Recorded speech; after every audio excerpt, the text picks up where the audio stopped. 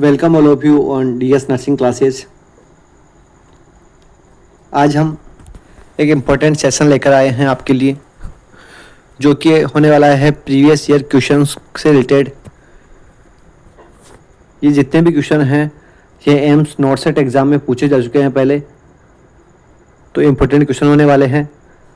इन्हीं टॉपिक से आपके रिपीट होते हैं क्वेश्चन, और यही आपको ध्यान रखना है। सेशन को स्टार्ट करते हैं।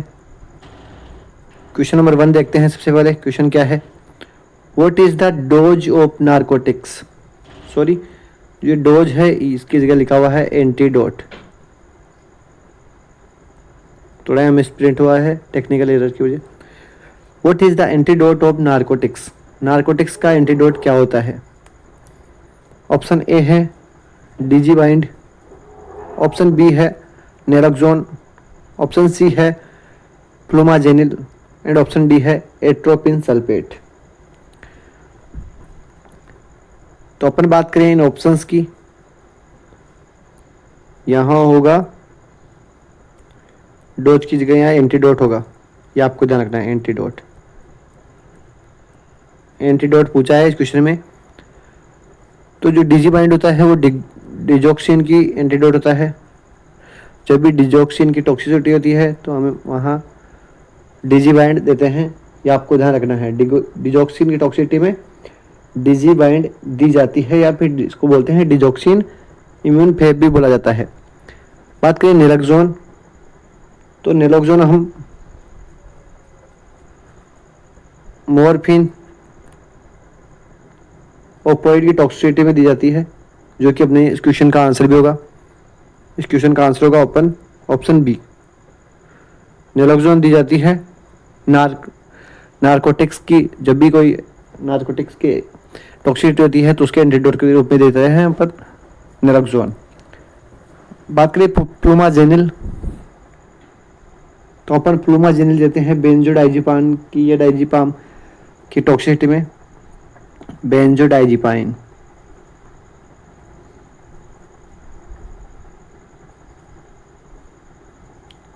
जब भी बेंजोडाइजिपाइन ग्रुप की कोई भी टेबलेट से, किसी भी ड्रग से अगर टॉक्सिसिटी होती है तो वहाँ फ्लूमाजेनिल दी जाती है। बात करें एट्रोपिन कब देते हैं, तो एट्रोपिन ऑर्गेनोफॉस्फोरस पॉइजनिंग में। आपको ध्यान रखना इंपॉर्टेंट है। ऑर्गेनोफॉस्फोरस पॉइजनिंग में एट्रोपिन सल्फेट दी जाती है। इसके अलावा कुछ इंपॉर्टेंट और भी एंटीडोट के बारे में हम देखिए यहाँ पे, जो इंपॉर्टेंट होने वाले आपके एग्जाम की दृष्टिकोण से। आपसे पूछ सकते हैं पीसीएम के टॉक्सिसिटी में कौन सा एंटीडोट देते हैं। इससे रिलेटेड एक इसी चैनल पे एक क्लास है, वो आप देख के सारे एंटीडोट के बारे में जान सकते हो। इंपॉर्टेंट क्लास वो। बात करिए पीसीएम की, जब भी पीसीएम की टॉक्सिसिटी होती है तो अपन देते हैं एन एसिटाइल सिस्टीन।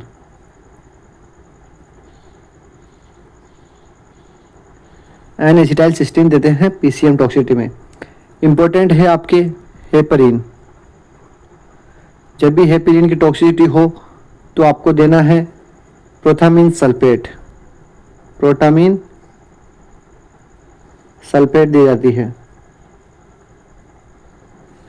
इसके अलावा बात करें वारफेरिन, दोनों ही इंपॉर्टेंट है, कई बार एग्जाम में पूछे गए हैं दोनों।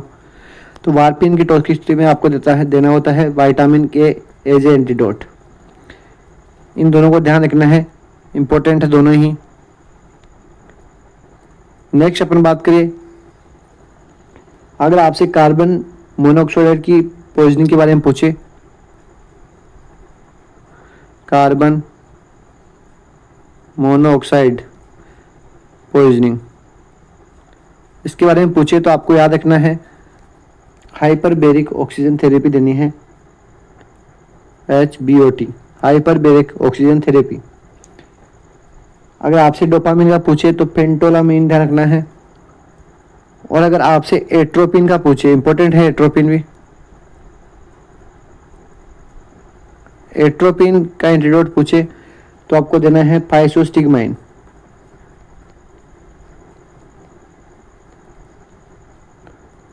फाइसोस्टिग्माइन as a antidote of atropine. तो यहाँ हमने एंटीडोट की बात की, इंपॉर्टेंट एंटीडोट की, और जो अपना क्वेश्चन था नारकोटिक्स का एंटीडोट तो होता है नेलोक्सोन। आपको ध्यान रखना है, option B is right. Next question की बात करें, इंपॉर्टेंट क्वेश्चन है ये भी, नोट सेट में इससे भी यहाँ से भी क्वेश्चन आते हैं। According to hospital protocol during emergency situation code pink is used for which condition. Hospital में इमरजेंसी कंडीशन में कोड पिंक किसके लिए यूज लिया जाता है, कौन सी कंडीशन में हम कोड पिंक यूज लेते हैं।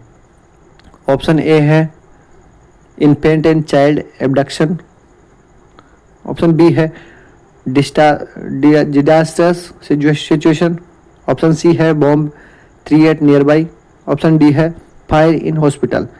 इनमें से कौन सी कंडीशन में हम कोड पिंक यूज लेते हैं। तो अपन कुछ इंपॉर्टेंट कोड के बारे में पहले देखते हैं, फिर इस क्वेश्चन का आंसर देखेंगे। सबसे पहले बात करें ब्लैक कोड। अगर ब्लैक कोड हो, ब्लैक कोड किस कंडीशन में लागू होता है, तो वो होता है बॉम्ब थ्रेट। अगर आसपास के कहीं भी बॉम्ब थ्रेट का चांसेज है, बॉम्ब के होने के चांसेज है, तो उस कंडीशन में हम वहाँ इमरजेंसी में ब्लैक कोड लगाया जाता है, ब्लैक कोड को इनिशिएट किया जाता है, बॉम्ब थ्रेट। इसके बाद में बात करिए, अगर ब्लू कोड लगा हुआ है, ब्लू कोड किस कंडीशन में लगता है, तो आपको ध्यान रखना है कार्डियक अरेस्ट की कंडीशन में ब्लू कोड को इनिशिएट किया जाता है। बात करें brown code. Brown code chemical spill हो जाता है, कोई भी किसी प्रकार का केमिकल अगर स्पिल होता है तो उस कंडीशन में ब्राउन कोड इनिशिएट किया जाता है।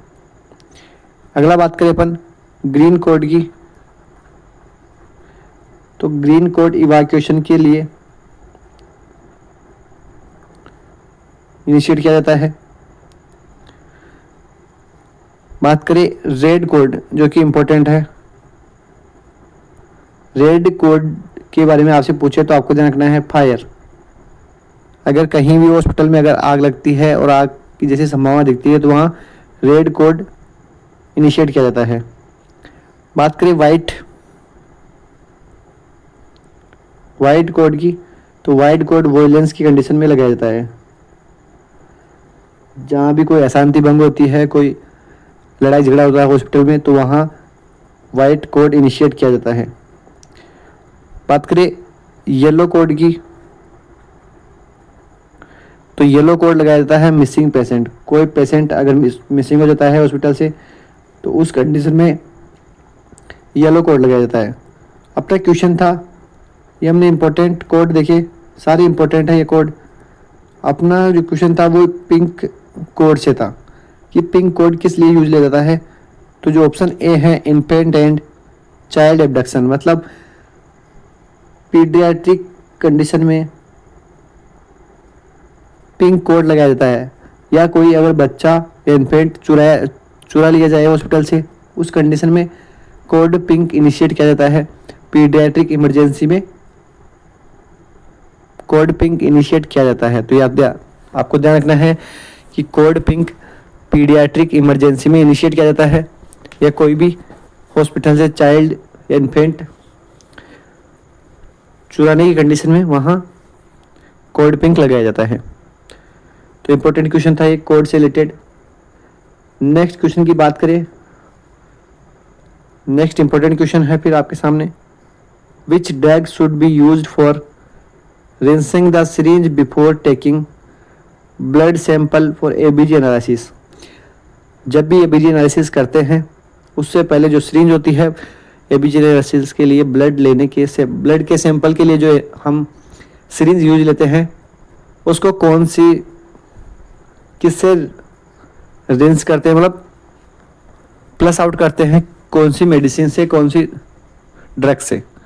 ऑप्शन ए है आपके सामने डोबुटामीन, ऑप्शन बी है डोपामीन, ऑप्शन सी है हेपरिन, ऑप्शन डी है एड्रेनालिन। तो ये चार ऑप्शन है, आपको बताना है कि एबीजी एनालिसिस में जब भी ब्लड सैंपलिंग के लिए सिरिंज यूज लेते हैं तो उसे कौन सी ड्रग से रेंस आउट किया जाता है या फिर प्लस आउट किया जाता है जिससे कि ब्लड क्लॉट ना हो। तो ऑप्शन ए है डोबुटामिन। बात करें डोबुटामिन की अपन, तो डोबुटामिन सेलेक्टिव बीटा 1 एंड्रोजेनिक एगोनिस्ट होता है। सेलेक्टिव बीटा 1 एंड्रोजेनिक एगोनिस्ट होता है। इसको हम देते हैं उस कंडीशन में जब हार्ट की मसल को हमें ज़्यादा काम करवाना होता हो, स्ट्रांगली वर्क करवाना होता हो, जब प्रॉपरली हार्ट पंप ना कर पा रहा हो, उस कंडीशन में हम डोबुटामिन देते हैं जिससे कि हार्ट मसल स्ट्रांगली कॉन्स्ट्रिक्ट करती है और बेटर पंप करती है ब्लड को। बात करें डोपामिन की, तो डोपामिन एक नेचुरल न्यूरोट्रांसमीटर है बॉडी का। ये हम हाइपोटेंशन की कंडीशन में देते हैं और हाइपोटेंशन में ये इंक्रीज करता है, increase blood pressure by increase vasoconstriction and cardiac output. Cardiac output को बढ़ा के और वेसल को कॉन्स्ट्रिक्ट करके ये बीपी को इंक्रीज करता है। ऑप्शन सी की बात करें हेपेरिन, जो कि अपने क्वेश्चन का आंसर होगा ऑप्शन सी हेपेरिन। हेपेरिन काम में जाती है रेंज करने के लिए एबीजी एनालिसिस में। ये भी अपने इसी चैनल पे एबीजी से रिलेटेड सारी जितने भी क्वेश्चन आते हैं एबीजी से, उसका वीडियो इसी चैनल पे अपलोड किया गया है। बहुत अच्छे से समझाया गया है। सभी जिस प्रकार के भी क्वेश्चन एबीजी से आते हैं वो सारे इसी चैनल पे डाले गए हैं, आप आराम से जाके उसे देख सकते हो। तो हेपेरिन से प्लस किया जाता है, जो सिरिंज होती है सैंपल के लिए उसे, और क्यों किया जाता है, ताकि जो ब्लड है वो क्लॉट ना हो, इसीलिए हेपेरिन से प्लस करते हैं। ऑप्शन जो डी है एड्रेनलिन, उसकी अगर अपन बात करते हैं तो एड्रेनलिन एक एनाफाइलेटिक शॉक में काम में ली जाने वाली ड्रग है और रैपिड रिलीफ दिलाती है ये किसी भी तरह की हाइपर सेंसिटिविटी से। अगर किसी पेशेंट में हाइपर सेंसिटिविटी दिखाई देती है या फिर एनाफाइलेटिक शॉक होता है तो उस कंडीशन में हम एड्रेनलिन लगाते हैं, और जो कि एक अच्छा प्रभाव दिखाती है और फास्ट रिलीफ दिलाती है एनाफाइलेटिक कंडीशन से। तो अपन ने इस क्वेश्चन की बात की, इस क्वेश्चन का आंसर होगा हेपेरिन। नेक्स्ट क्वेश्चन की तरफ चलेंगे। पीडियाट्रिक का क्वेश्चन है, इंपॉर्टेंट क्वेश्चन है पीडियाट्रिक, आपको ध्यान रखना है। ये पीडियाट्रिक में अब भी आता है। और बात करें अपन, तो ये जो क्वेश्चन है ये अपना है साइकोसोशियल थ्योरी से। According to psychosocial theory of Erik Erikson, which behaviour is seen in toddler age group. कौन सा बिहेवियर देखा जाता है टोडलर एज ग्रुप में according to Erik Erikson psychosocial theory. तो साइकोसोशियल थ्योरी किसने दी थी, ये भी इंपॉर्टेंट क्वेश्चन हो सकता है आपके लिए। तो आपको ध्यान रखना है इरिक इरेक्शन ने साइकोसोशियल थ्योरी दी थी। अब बात करें साइकोसोशियल थ्योरी में था क्या और कौन कौन से एज ग्रुप में क्या क्या बिहेवियर देखने को मिलता है, वो अपन देखते हैं। बात करें अपन साइकोसोशियल थ्योरी में, सभी ग्रुप अलग अलग स्टेजेस पे, जैसे इन्फेंस, अर्ली चाइल्डहुड, उस कंडीशन में अलग अलग बिहेवियर देखने को मिलता है अलग अलग स्टेज पे। अगर हम पॉजिटिव एस्पेक्ट भी देखते हैं और नेगेटिव एस्पेक्ट भी देते हैं तो हम दोनों ही अलग अलग देखने को मिलते हैं हर स्टेज पे। तो अपन बात करें सभी स्टेज की, एक बार इंपॉर्टेंट क्वेश्चन है, ध्यान से देखना है। अगर स्टेज फर्स्ट की बात करें अपन, स्टेज फर्स्ट होती है इन्फेंसी। स्टेज फर्स्ट होती है इन्फेंसी, जो होती है 0 to 18 मंथ। इस कंडीशन में हमें जो भी बिहेवियर देखने को मिलता है वो हमें देखने को मिलता है ट्रस्ट वर्सेज मिसट्रस्ट। ये आपको ध्यान रखना है, ट्रस्ट वर्सेज मिसट्रस्ट। क्योंकि इन्फेंसी के टाइम में जो भी चाइल्ड होता है वो इंटेक्ट होता है अपनी मदर से। अगर मदर अच्छे से केयर करती है बच्चे की तो उसमें ट्रस्ट की भावना जागती है, ट्रस्ट का बिहेवियर आता है और उसे होप होती है कि मदर अच्छे से केयर करेगी, अपनी आशा होती है उसे। अगर मदर केयरलेस होगी तो चाइल्ड में मिसट्रस्ट का बिहेवियर होगा और उसे मिसट्रस्ट होगा कि no one in the world of my, मतलब वर्ल्ड में मेरा कोई नहीं है। अगर अब इन्फेंसी में मदर अच्छे से केयर करती है तो उसमें ट्रस्ट की भावना जगेगी और केयरलेस है मदर तो उसमें मिसट्रस्ट की भावना देखने को मिलेगी। स्टेज सेकंड की बात करें वैसे ही अपन, अगर स्टेज सेकंड की बात करते हैं तो ये स्टेज होती है early childhood.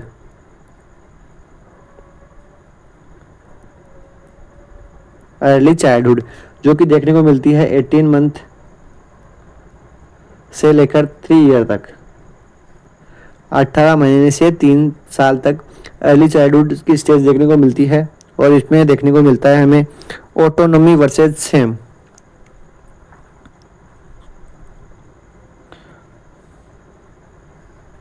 Autonomy versus same. इस स्टेज में क्या होता है, टॉयलेट ट्रेनिंग और सेल्फ कंट्रोल सीखता है बच्चा। अगर वो टॉयलेट ट्रेनिंग सही नहीं सीख पाता है तो उसे सेम मतलब शर्म जैसी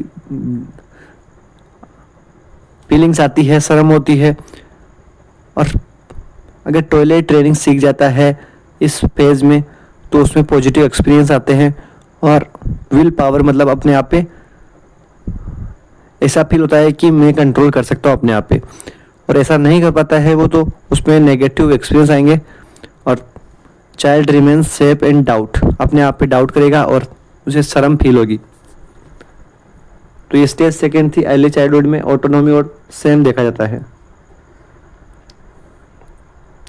नेक्स्ट बात करें स्टेज सेकेंड थर्ड की। स्टेज थर्ड होती है लेट चाइल्डहुड। लेट चाइल्डहुड ये देखते हैं 3 year to 6 year, 3 year to 6 year देखने को मिलती है लेट चाइल्डहुड। इसमें जो देखने को मिलता है बिहेवियर वो होता है initiative versus guilt. Initiative versus guilt, initiative versus guilt देखने को मिलता है क्योंकि नई नई एक्टिविटीज सीखता है बच्चा तो वहाँ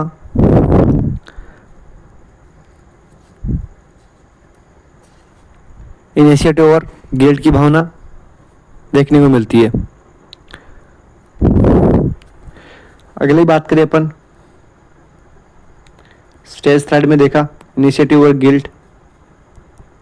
स्टेज 4 की बात करें तो यहाँ स्कूलर एज चलती है। स्कूलर एज में 6 to 12 ईयर की एज में हम स्कूलर एज बोलते हैं। और इस टाइम में उसमें देखने को मिलता है industry versus inferiority.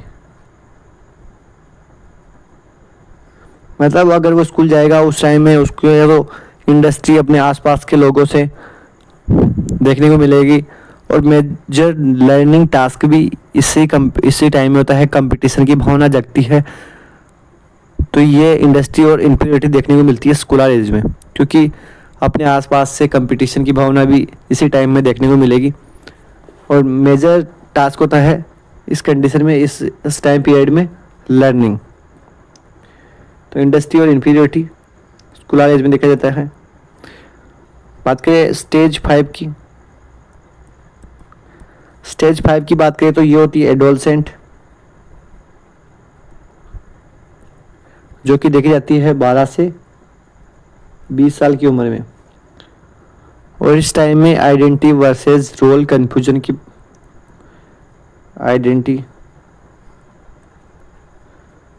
Versus role confusion. एक क्रूशियल स्टेज होती है, इसमें अपनी पर्सनालिटी डेवलपमेंट, मेजर इम्पैक्ट, क्योंकि अपने आसपास के वातावरण से, अपने आसपास के पीयर ग्रुप से अपने आप को एक अलग दिखाने की फीलिंग, और अपने आप से क्वेश्चन कि मैं कौन हूँ, अपना रोल जानना, मैं किस लिए बना हूँ, मेरा क्या रोल है। तो ये सभी हम एडोलसेंट 12 से 20 साल की उम्र में देखने को मिलता है।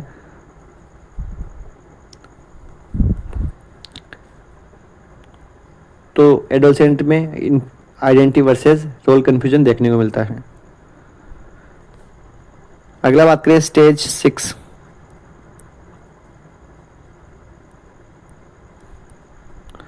स्टेज 6 की बात करें तो अर्ली एडल्टहुड। अर्ली एडल्टहुड 12 से 40 साल की एज ग्रुप होती है, और इसमें इंटीमेसी वर्सेज आइसोलेशन देखने को मिलता है।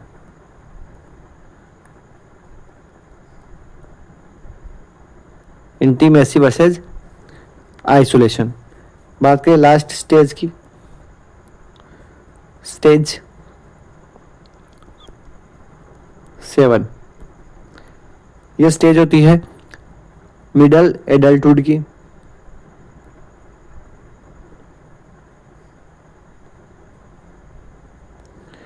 और ये चलती है अपने 40 से 65 साल तक। इसमें जो क्राइसिस होता है, जो बिहेवियर देखने को मिलता है, वो होता है generativity versus stagnation.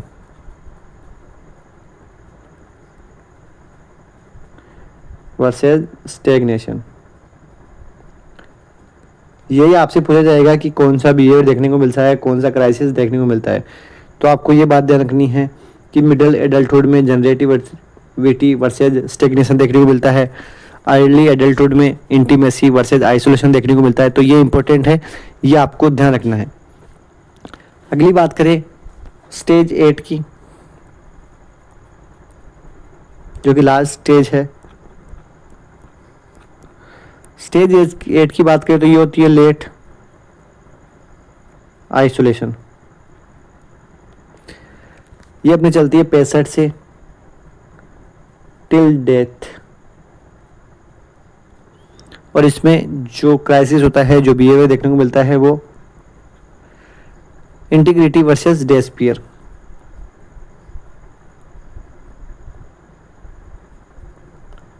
Integrity versus डेस्पियर का इसमें बिहेवियर देखने को मिलता है। तो ये हमने सारे स्टेजेस के बारे में बात की, क्या क्या देखने को मिलता है, क्या क्या नहीं। तो जो अपना क्वेश्चन था,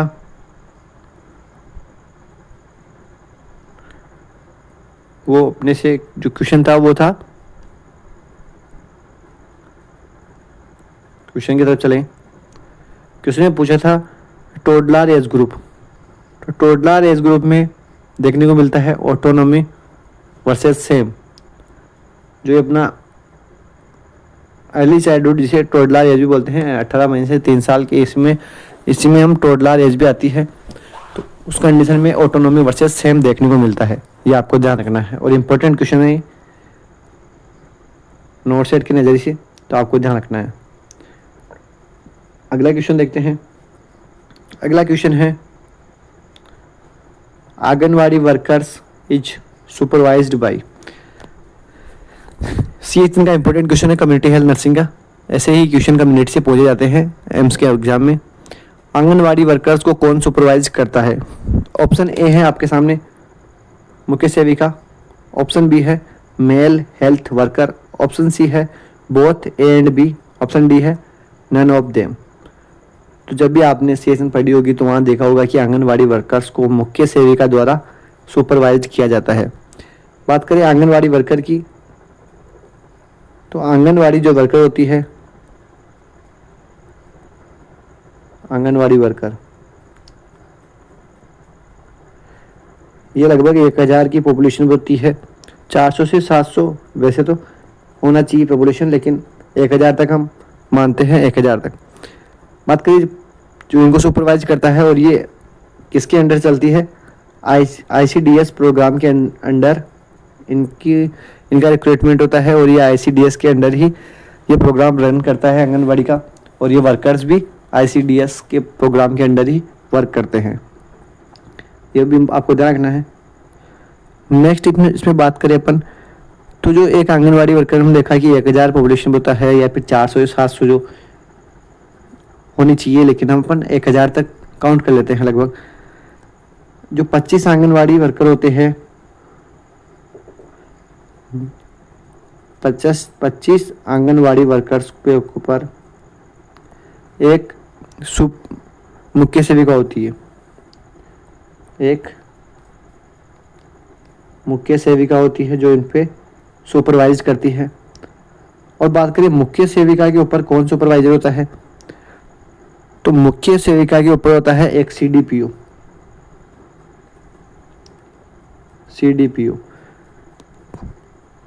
चाइल्ड डेवलपमेंट प्रोजेक्ट ऑफिसर, जिसका फुल फॉर्म होती है चाइल्ड डेवलपमेंट प्रोजेक्ट ऑफिसर। तो मुख्य सेविका को सुपरवाइज करती है CDPO। और जो अपना क्वेश्चन था, आंगनवाड़ी को कौन सुपरवाइज करता है, मुख्य सेविका सुपरवाइज करती है। किसके अंडर आंगनवाड़ी वर्कर काम करते हैं, तो ICDS प्रोग्राम के under, ICDS integrated child development scheme के अंडर ये वर्क करते हैं। और इस क्वेश्चन का आंसर आपके सामने है, ऑप्शन ए मुख्य सेविका। नेक्स्ट क्वेश्चन है, इंपॉर्टेंट क्वेश्चन है, इसी जैसे क्वेश्चन आते हैं बहुत सारे, तो ये इंपॉर्टेंट क्वेश्चन होने वाला है आपके लिए। Identify the ECG strip. जो ECG स्ट्रिप दे रखी है आपको, इसको आइडेंटिफाई करना है। ऑप्शन ए है एट्रियल फिब्रिलेशन, ऑप्शन बी है वेंट्रिकुलर फिब्रिलेशन, ऑप्शन सी है सुप्रा वेंट्रिकुलर टेकिकार्डिया, ऑप्शन डी है फर्स्ट डिग्री AV ब्लॉक। तो ये जो आपके नैरो QRS कॉम्प्लेक्स दिख रहा है इसमें, तो ये कौन सी ECG की स्ट्रिप है आपको बतानी है। बात करें अपन एक एक की। आर्ट्रियल फिब्रिलेशन, जो अपना फर्स्ट ऑप्शन है आर्ट्रियल फिब्रिलेशन, एट्रियल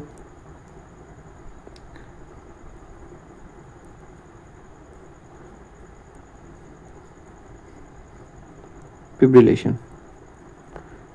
तो एट्रियल फिब्रिलेशन की बात करें तो इसमें जो भी एट्रियल की रेट होती है कंप्रेशन की, वो होती है लगभग 350 से 400 बीट पर मिनट। आर्ट्रिया धड़कता है, फड़फड़ाता है इस कंडीशन में। और इसमें P वेव लगभग एब्सेंट होती है, P वेव ना के बराबर दिखाई देती है, P वेव ना के बराबर दिखाई देती है एट्रियल फिब्रिलेशन के अंदर, क्योंकि 350 से 400 पर मिनट पे धड़कना, मतलब धड़कना नहीं है तो फड़फड़ाना होता है एक तरह से। तो यहाँ ओनली QRS कॉम्प्लेक्स ही इजीली दिख पाता है, P वेव एब्सेंट होती है और फिब्रिलेटिंग P वेव होती है, तो यहाँ P वेव सही से दिखाई नहीं देती है।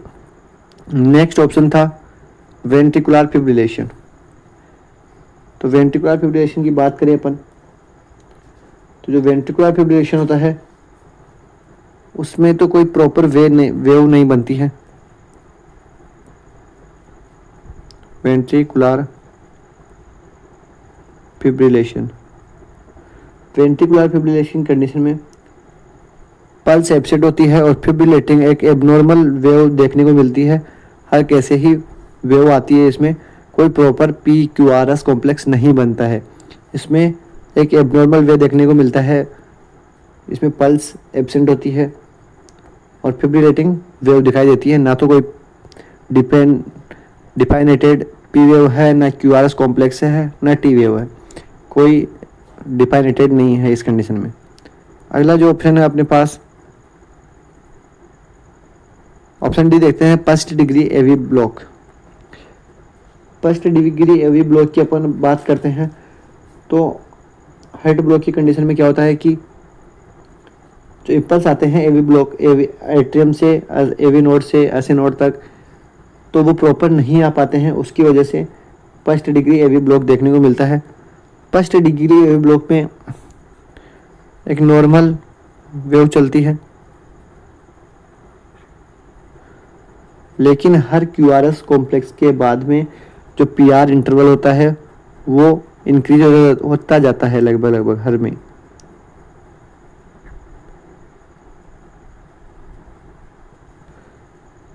हर बार हर क्यूआरएस कॉम्प्लेक्स के बाद में जो पीआर इंटरवल होता है वो इंक्रीज होता जाता है। जो ये अपना पीआर इंटरवल होता है ये इंक्रीज हो जाता है हर वे के बाद में। ये इंक्रीज होता जाता है। ये आप सबसे इम्पोर्टेंट टॉप पॉइंट है फर्स्ट डिग्री एवी ब्लॉक का, इंक्रीज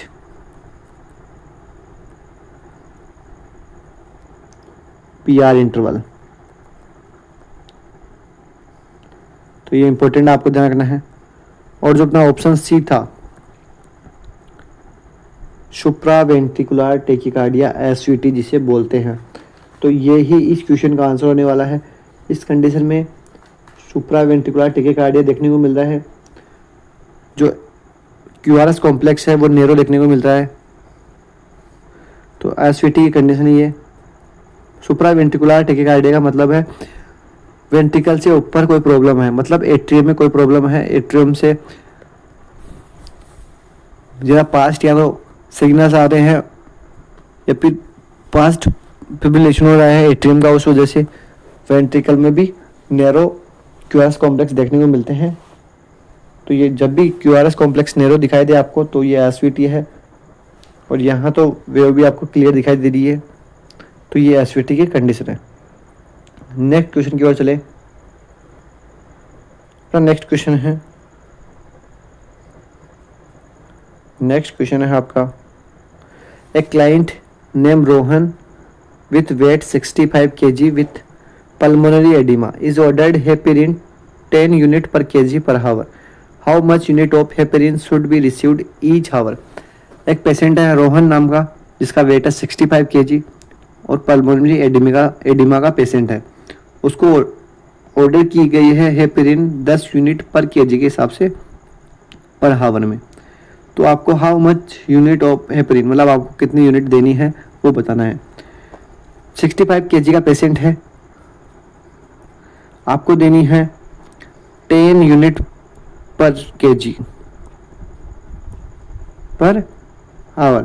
तो आपको 10 यूनिट पर केजी देना है, मतलब 65 को मल्टीप्लाई करना है 10 से, आपके पास आएगा 650 यूनिट पर आवर। तो ऑप्शन सी इज राइट, मतलब आपको मल्टीप्लाई कर देना है, जितना आपको देना है डोज दी गई है उसको उसके वेट से, पेशेंट के वेट से मल्टीप्लाई करेंगे तो आपका आंसर आ जाएगा।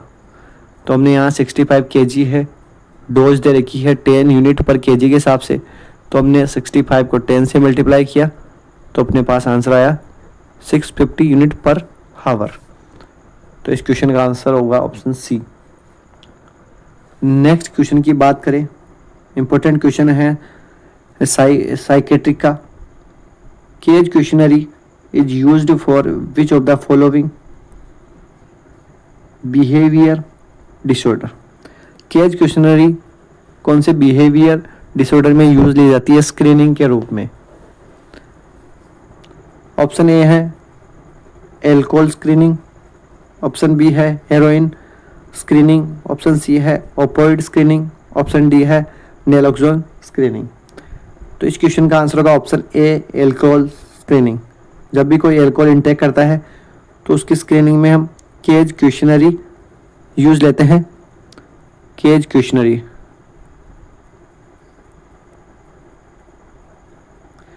बात करें केज क्वेश्चनरी होती क्या है, इसके कंपोनेंट क्या क्या होते हैं, तो ये दी गई थी जॉन इविंग द्वारा। जॉन इविंग ने ये क्वेश्चनरी दी थी और इसके टोटल कंपोनेंट होते हैं 4 कंपोनेंट, 4 कंपोनेंट होते हैं। बात करें 4 कंपोनेंट कौन कौन से होते हैं, तो जो अपने नाम में दे रखा है केज, तो वो इसके कंपोनेंट है CAGE केज। बात करें सी से, तो सी से होता है कट डाउन। कट डाउन का मतलब क्या आप अल्कोहल छोड़ना चाहते हो या नहीं, उससे ये पूछा जाता है और यस और नो में आंसर लिया जाता है, या तो यस या फिर नो। अगर पेशेंट बोलता है यस, वो कट डाउन करना चाहता है, तो आपको देना है 1 नंबर। अगर पेशेंट बोलता है नहीं, देना है 0 नंबर। नेक्स्ट होता है एनोइड, मतलब दुखी। एनोइड, क्या पेशेंट को पूछना है कि आप दुखी हो इस आदत से आपकी। अगर पेशेंट बोलता है यस, तो आपको देना है 1। अगर बोलता है नहीं, तो 0। नेक्स्ट है जी, गिल्टी। क्या आपको आपकी आदत बुरी लगती है, आपको अपने आप में एक अपराधी दिखता है, ऐसा पूछना है कि आपको आपकी आदत बुरी लगती है या नहीं। तो अगर वो पेशेंट बोले कि हाँ लगती है बुरी, गलत आदत लगती है, तो आपको नंबर देना है 1। अगर पेशेंट बोले कि नहीं लगती मुझे बुरी गलत आदत, तो देना है 0। नेक्स्ट बात करें ई से होता है early morning.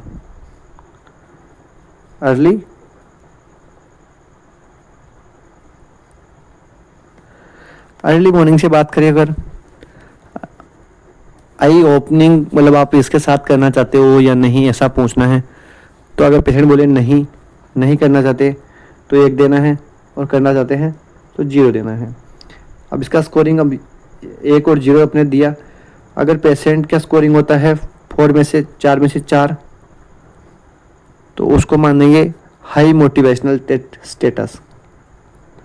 High motivational status मतलब पेशेंट अल्कोहल छोड़ सकता है। अगर 4 में से 0 नंबर आए हैं, तो लो मोटिवेशनल स्टेटस समझना है, मतलब वो अभी छोड़ने के लिए तैयार नहीं है। तो ये हमने केज क्वेश्चनरी देखी, जिसका क्वेश्चन पिछले नोट सेट में आया था। नोट सेट 8 में भी केज क्वेश्चनरी से क्वेश्चन पूछा गया था, और इम्पोर्टेंट क्वेश्चन है ये केज क्वेश्चनरी का आपने चारों कंपोनेंट डिस्कस की, ये आपको ध्यान रखने हैं। तो इस क्वेश्चन का आंसर भी हमने देख लिया। अल्कोहल स्क्रीनिंग में केज क्वेश्चनरी को यूज लेते हैं। नेक्स्ट क्वेश्चन की बात करें, इम्पोर्टेंट एबीजी से ही क्वेश्चन है, और मैंने बता दिया कि एबीजी का एक वीडियो इसी चैनल पे अपलोड किया गया है। जितने भी एबीजी से क्वेश्चन बनते हैं, जिस टाइप से क्वेश्चन बनते हैं, वो सारे उस वीडियो में अच्छे से समझाए गए हैं। आप आराम से उस वीडियो को देख सकते हो। Measurement of ABG, so pH 7.2, PCO2 70, अमोबाजी SCO3 27 मिली मोल पर लीटर एंड PO2 59 अमोबाजी। तो हमें सबसे इम्पोर्टेंट इसमें देखना है, एक तो देखना है पीएच नॉर्मल होती है 7.35 से 7.45। नेक्स्ट अपने को देखना है SCO3 होता है 21 से 28, और PaCO2 देखना है जो होता है 35 से 45। ये 3 चीज़ें अपने को देखनी है, इम्पोर्टेंट है।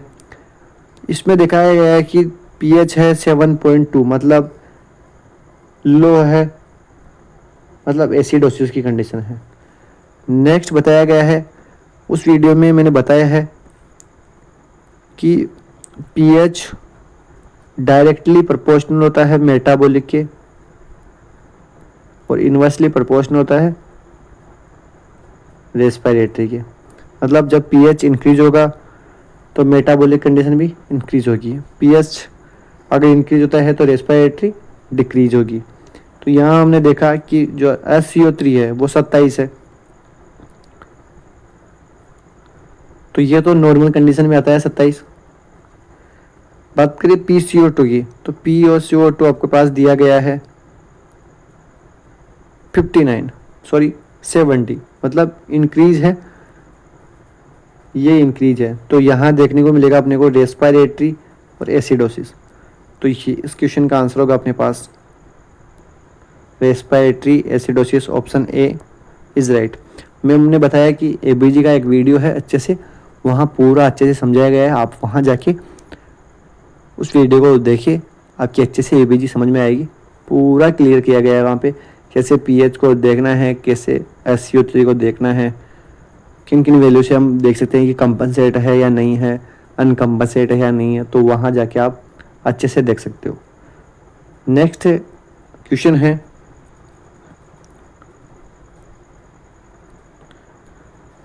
As per BMW management and according to WHO, infected cotton sponge is discarded into which colour coded bag. Infected cotton sponge है, उसको हम कौन से बैग में डिस्कार्ड करेंगे according to WHO? Option A है ब्लैक बैग, ऑप्शन बी है yellow, option C है रेड, ऑप्शन डी है ब्लू। तो बात करें इन्फेक्टेड की, तो इन्फेक्टेड को डिस्कार्ड किया जाता है येलो में। अगर आपको ध्यान रखना है रेड का, तो जब भी कोई रबर की चीज़ आए तो रबर की बात आती है, जैसे आंजी ट्यूब हो गई या फिर कोई भी कैथेटर हो गया, उन सभी को हम रेड में डालते हैं। ब्लू में हम शार्प वेस्ट को डालते हैं और ब्लैक में हम ब्लैक वैसे देखें तो अभी इन बैग्स में नहीं आता है, और बैग अगर ब्लैक भी दिया गया है तो ब्लैक बैग हम जनरल वेस्ट में काम लेते हैं।